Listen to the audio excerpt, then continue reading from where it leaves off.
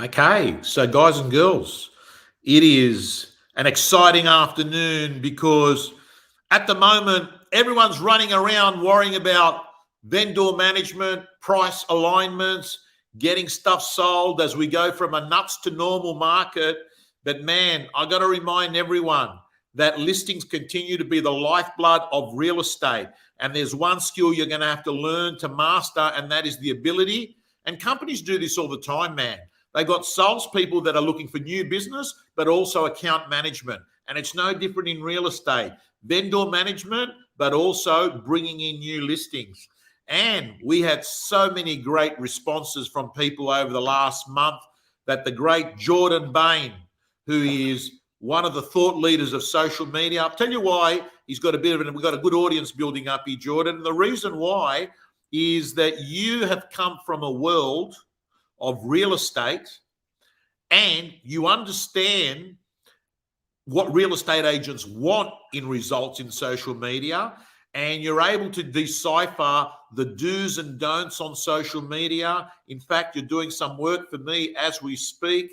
Welcome to everyone that's coming on here. Hello, Anmol. Hello, Mark Sully. Super important today. Now, Mark, I want you to, this guy here, by the way, Jordan, mate, he is rated number 3 agent in New South Wales real estate drive. 250 sales at 20 grand a pop. He's a heavy hitter, and he told me he's really curious about how to use social media to go to the next level. I think you actually, Mark, by the way, I reckon you should speak to Jordan anyway, regardless.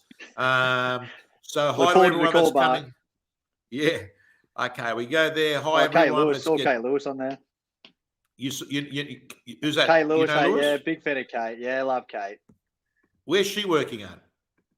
She's a Brisbane girl, I think originally. Well, probably not originally. We worked together with Kate and I. I don't know where she is now. She's probably going to hate me for that, but rural market somewhere. Right. Where were you working together? In Queensland? In Brisbane, yeah. In Brisbane. Now listen, Jordan, man, you know, you got some really great ads. I actually see an ad. The most common ad I see from you is an ad that actually talks about X amount of dollars gets you X amount of letterbox drops. It's like, to me, it's like your hero ad. You've told me that there are other ads that you've got that actually even have better responses. But, you know, the first question I want to ask you today is, how do Facebook ads compare to traditional marketing like letterbox drops, like when you compare the two? Well, mate, it's an interesting one because I think a lot of agents aren't looking at social media as a similar prospecting tool. I'm glad you've named the segment social media prospecting, or maybe we can thank Susan for that. But I think you've got to look at social media as a prospecting tool, you know, and sure, a lot of my ads talk about the price variance between traditional letterbox drops and running social media ads, but you can almost look at them one in the same. Now, what I mean by that, to break that down a little bit further, what's it going to cost you to do if you've got a BDA of 4,000 properties? What's 4,000 letterbox drops going to cost you to print and distribute? Now, of course, even if you go and distribute them yourself, 4,000 letterbox drops a day, it's going to take you a lifetime to do. So I guess to answer your question around the comparisons, you've almost got to look at what I talk a lot about, and you and I spoke about this a little bit in our last session as well, but really using the newsfeed as the digital letterbox, right? The traditional letterbox, which everyone's got in their front yard or the complex, wherever they're at, is a very crowded space. Everyone's trying to jam shit down people's letterboxes. Now, not just real estate agents, let's be real. I get a ton of stuff in my letterbox from, you know, general businesses as well. So it's an incredibly crowded space. Now, a lot of people look at social media and think, well, shit, Jordan, isn't social media a crowded space as well?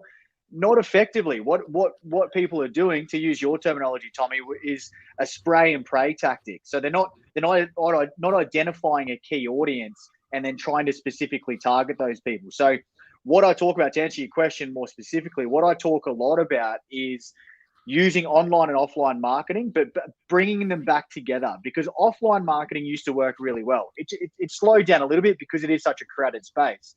But start looking at the news feed as a digital letterbox. Now, a lot of people might look at the digital letterbox as email. Email is dead as well. Open rates are about 15, 20% at best, right? So start looking at the newsfeed as a digital letterbox, but having the resources to be able to distribute a piece of content on a daily basis. Again, look at it like doing 4,000 letterbox drops a day. If you did 4,000 letterbox drops a day, very quickly, everyone in that area is going to know who you are, where you work, what you look like. You become more recognized, your personal brand increases, right? But the feasibility of 4,000 letterbox drops a day, you and I both know, Tom, is virtually impossible. So use the newsfeed as the digital letterbox. Use it as a source of prospecting. Use it as a source to provide value and get in front of people and build emotional and brand equity, and become more recognized as well. So yeah, offline and online, traditional and digital.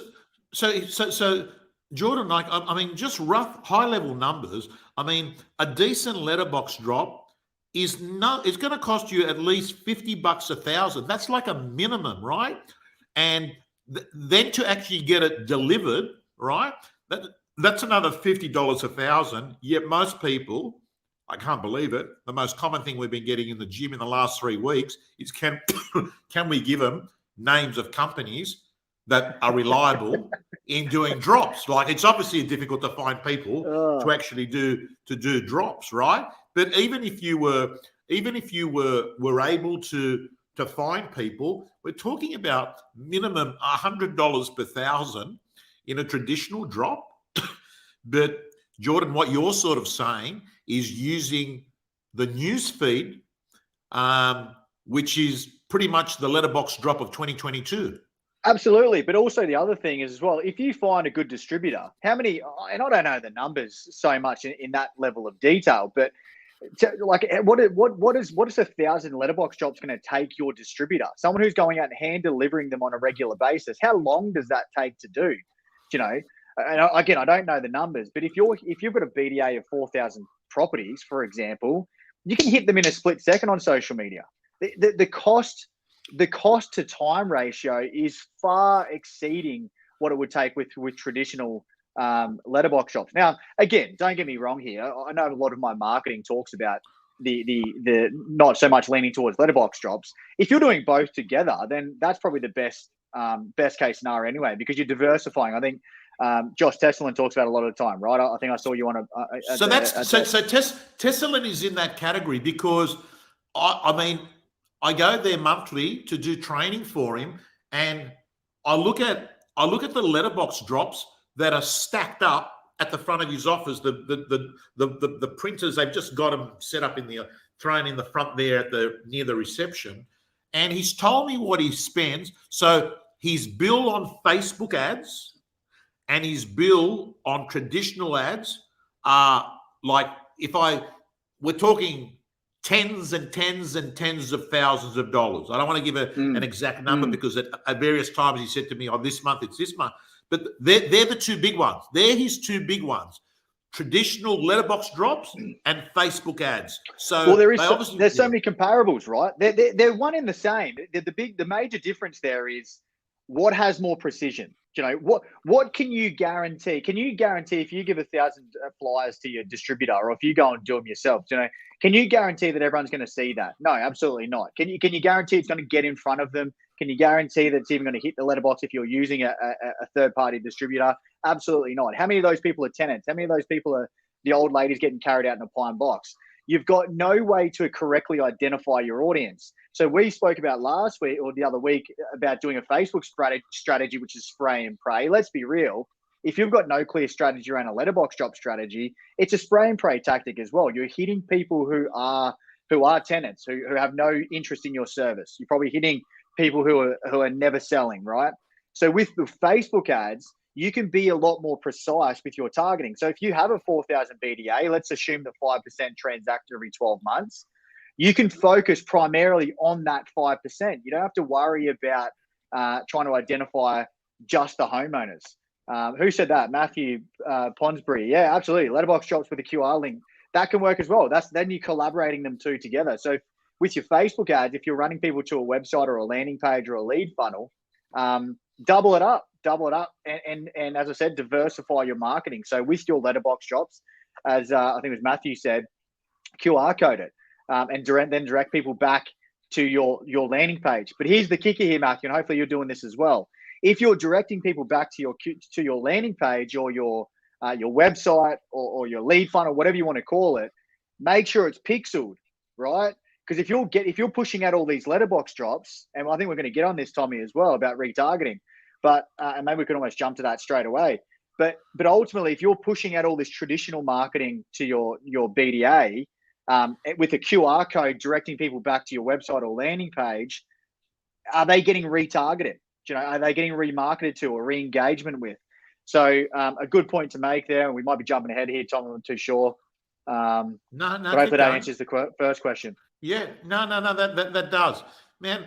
I want to ask you, this is, I reckon, every time people talking about social media and real estate, I mean, it always comes up. Same question. I reckon every time I'll have you on, I'll sort of more or less ask you the same question in a different format.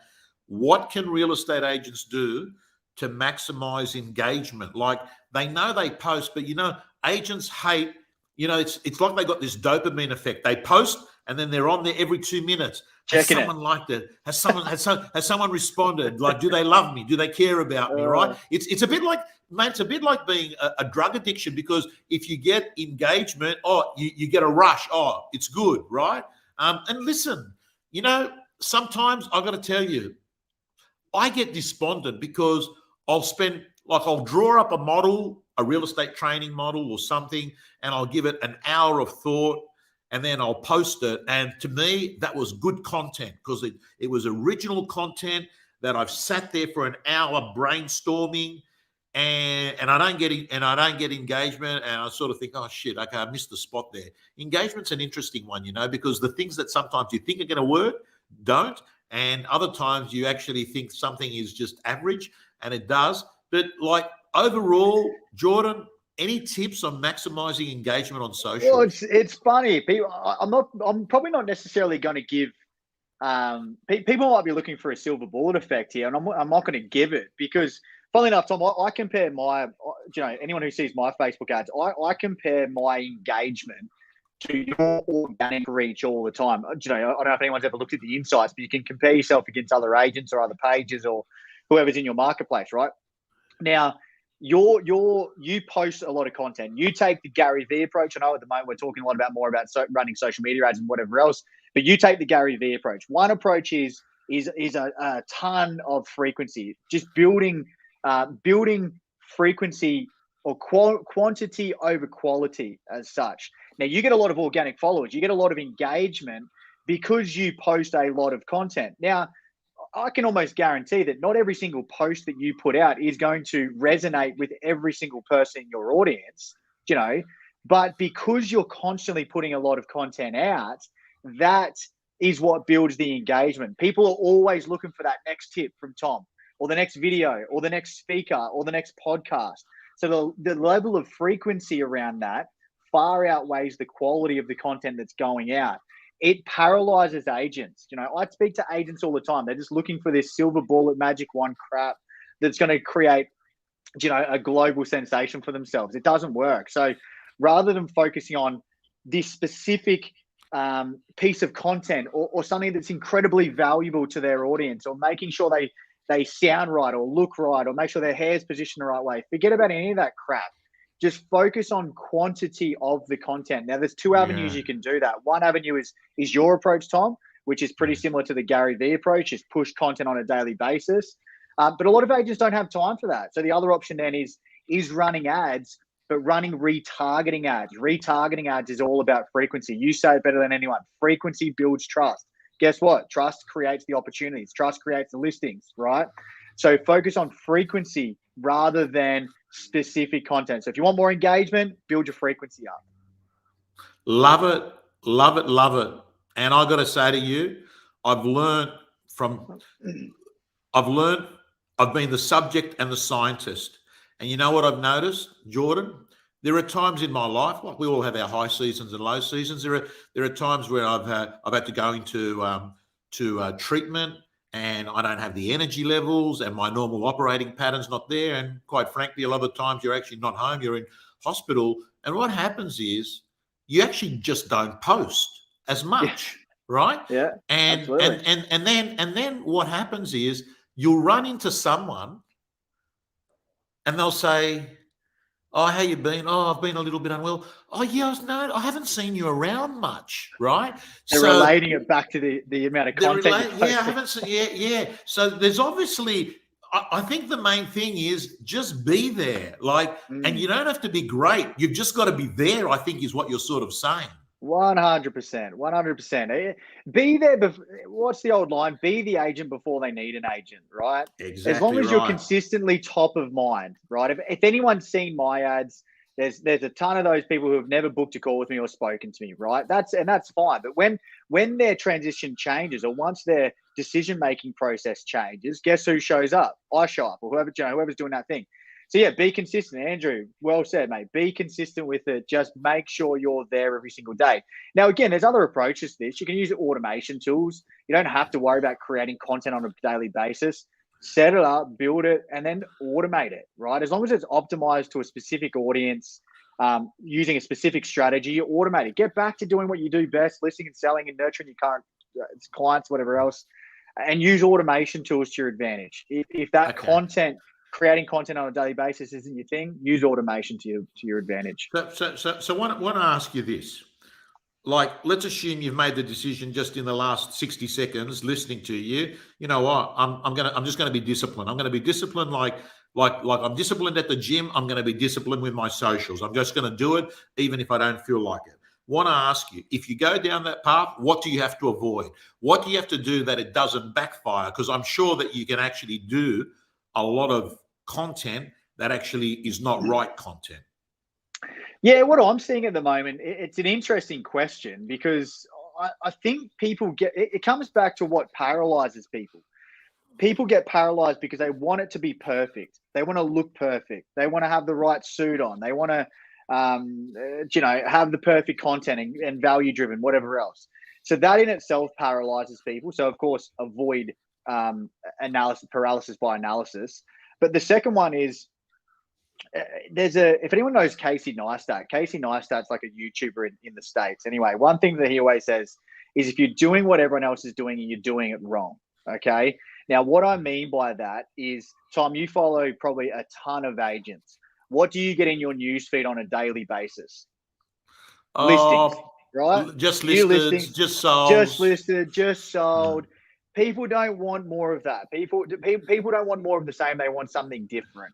So whatever you think you need to post, it's usually the opposite of that. People want to see what you're doing on the weekend. People want to see your family. People want to see you having a laugh with some buyers or sellers out the front of a sold sign popping champagne. So more relatable content. We're approaching a time and day and age and an environment where people already look at us like that wanker in the suit as it is. So if you can just do a button down, no tie, having a joke around, candid stuff works really well. So I think your question was what to avoid.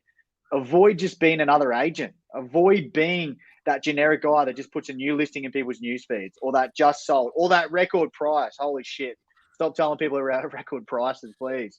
But That's why I yeah, reckon. That's why I reckon Marty Fox social does relatively well, because what Marty does, you're always surprised. Every time you look at his post, you're surprised, right? Which is the opposite of what you're saying. The opposite of surprise is predictable. I expected that from there, you know. So that's it's showing what he's doing. It shows. I follow Marty as well. You see, what his family is doing, things like that.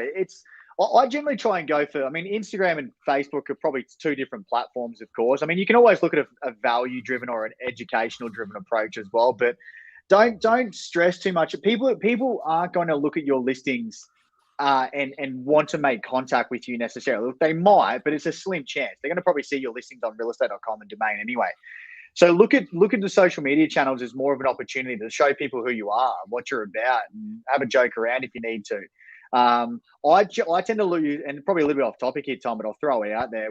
I get a lot of questions around Instagram and what type of content to post around Instagram, and should I have one account or two accounts? Should I have a professional and personal? I reckon blend them all in together at the same time, but use like a 3-in-1 or a 5-in-1 analogy. So post three business or three personal shots to one lifestyle shot. Oh, sorry, one business shot. So 3 lifestyle to 1 business shot. So people want to see it. People are following you on Instagram. They don't want to see listing, sold, all this crap. They want to see you for who you are and what you're doing on the weekend and what your mates look like and what your wife or your husband looks like. And, if you're a family man or if you're a joker, things like that. Another one's, I was talking to Dan Lee, Plum Property. I'm sure a lot of you follow Dan. I was actually had a quick brief chat to Dan the other day, and it actually reminded me, like his level of energy and his quirkiness is just great. He would get a ton of business just because he's just a cruisy dude, and people relate to him because he's not that wanker. So avoid being more of the same. A line that I love, I can't remember who said it, but people do not want more of the same. They want something different. So if you're doing what everyone else is doing, you're doing it wrong. I think what was your question, Tom? What to avoid? No, you've answered. Even the question asker has forgot the question, but it was essentially talking about what you should avoid. And what I'm getting out of that, Jordan, is this, mate. Don't think you should be posting what you should be posting. You should be zigging when they're zagging. Don't just become another of the 7,000 real estate agents posting what they think they should be posting. Man, we're not going to talk about it today, but I really want to drill down maybe next time. And I don't know what your exposure of the work you're doing with clients are with TikTok, and whether you think there's a place for it, and whether you think just reproducing the content that you already have on, say, Instagram can actually work on TikTok. Have you got any thoughts on it? Yeah, absolutely. No, let's talk about it. Let's talk about that for sure. TikTok's an look, and if anyone wants to, you can look at my, because as you mentioned, so I've got my marketing agency, but I've got my real estate agency. What we do with my real estate agency is just we put a property video on every single listing. Every single listing, if it goes online, it has a property video attached to it. So we just recycle that. I mean, for me, I'm 31. I'm actually not that savvy on TikTok or Reels or anything like that. But it's so easy. If you've already got a video there, and people can look at ours, local property group on Instagram, go into our Reels, you'll see it. It's just the property video recycled into a TikTok video. So yeah, I wouldn't, but there's certainly a place for it, keeping in mind that all of those people, that typically the average age of TikTok's going to be probably under 25, of course. But you can recycle across both platforms. So if you build it on TikTok, you can share it to Instagram Reels anyway, which is what we do. So yeah, look, big fan of it to a degree. I think it's probably going to have probably more of an outcome from it in probably years to come, mainly because the audience probably isn't there buying property or selling property. But diversification, right? Be everywhere. If you're everywhere, then you can't get missed. Okay. But my tip, sorry, there, Tom, was probably, recycle what you've already got. That's probably the best place to start. Yeah. Okay. Look, last question today. Well, second last question. Retargeting, you touched on earlier on. It's something that we're going to focus on in our own business. I want to ask you, in a real estate agent's life, what's retargeting, and does it matter?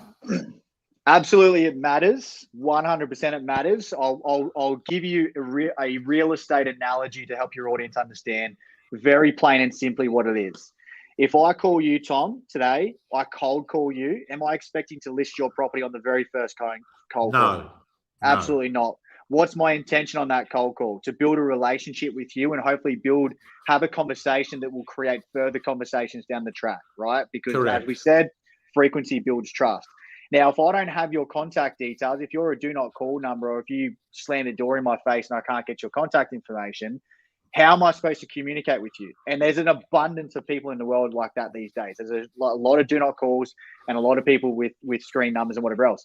So what retargeting essentially is in social media format is, I push an ad in your newsfeed, you engage with it, and an engagement might be a click, a comment, a share, a like, or if you stop and read it for 3 seconds or more, because 3 seconds, 1, 2, 3, it's a long time on the newsfeed. Facebook classes that as an engagement. So if you engage with an ad that I push out on social media or a post, I can pixel you, right? Now, pixeling, A pixel is essentially like a CRM. A Look, CRM. look at the rap you got from one of my clients, Lisa Novak. Oh, thanks, Lisa. I appreciate it. Is she, Trying she, to help understand people, trying to help people understand in real estate terminology. That's probably the biggest challenge, and obviously that's where we succeed is because we've got the real estate background. But and she, mate, I tell you what, and by the way, Lisa, congratulations. She just got ranked in the REB top 100. But more importantly, she's only been doing it for 3 years. So well done, Lisa. Congratulations. Sorry to interrupt you. We're getting great feedback, mate. Jordan, you do have a very good way of explaining it, and it's obviously because you're both real estate and a digital expert. But you were saying about the fact that if you don't have the data, you can't continue the relationship with someone, right? Yeah, well, ultimately, yeah, because people look at it. I cop a lot of flack, and I'll happily cop this flack. A lot of people criticize the strategies that we help agents with because a lot of the time they're old school and they want to still keep that human element involved. They say you can't replace the human element. Absolutely, I won't disagree with that. There's always a human element involved in any transaction. The social media stuff isn't going to replace the human element. But what if you could implement a strategy that takes care of or automates the first half a dozen touch points on your behalf, introduces you to a person in your area, and then touch points them 3, 4, 5, 6, 7 times before they reveal their contact information? That's when you can then start the human element involved. So all retargeting basically does, plain and simply, is it automates the first half a dozen to dozen touch points on your behalf. It reveals the client or the potential client. You want to put them into a system or a funnel that then they give you their contact details or book in a call or book in a sales appraisal, for example, and then you've got their information. But once you've got their information, they already know who you are. You know, there's a lot of people probably watching this right now who have seen me in their newsfeed 1,000 times already. They probably feel like they know me, right? So if I ever talk to those people personally, they're going to feel like they know me because I've automated my prospecting strategy in their newsfeed, right? So that's all we're talking about. If you don't have the contact information, which is getting harder and harder to get, and a lot of people don't even answer their phones these days. So if you don't have the contact information, you can still prospect people in their newsfeed. You can still grab their attention. You can still build a relationship on autopilot, mind you. You're not doing this manually. It's doing it on Facebook's doing the heavy lifting for you. So retargeting is essentially, plain and simply, everyone's familiar with it in one way or another. They're the ads that follow you around the internet day in, day out. They're building frequency, okay? Frequency builds trust. Trust creates opportunities, just to reiterate that again. So retargeting is essentially, it's the be all and end all of social media. If you're not getting leads on social media, it's because you're not running retargeting ads, more than likely. Or if you are running retargeting ads, your frequency level is either too high that you're just plain and simply pissing people off, or it's not high enough that you're getting saturated in a crowded market. All righty. Last question. Great session. Let's finish this strong. Personal branding ads for a real estate agent. Like, should you do them? Are they necessary?